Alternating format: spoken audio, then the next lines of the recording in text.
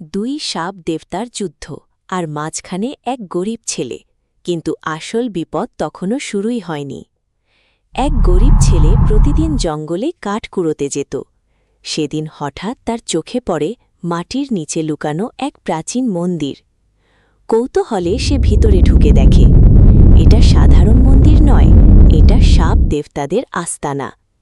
সেখানে ঘুমিয়েছিল এক রক্ষক সাপ দেবতা, যে শত বছর ধরে গ্রামকে রক্ষা করত। কিন্তু অন্ধকারে লুকিয়েছিল আরেক শক্তিশালী সাপ দেবতা, প্রতিশোধ আর ধ্বংস যার শক্তি। হঠাৎ ছেলেটি ভুল করে ছুঁয়ে ফেলে এক অভিশপ্ত বাধা। মাটি কেঁপে ওঠে। দুই সাপ দেবতা একসাথে জেগে ওঠে। রক্ষক দেবতা বলে, আমাকে সাহায্য করো, গ্রাম বাঁচবে।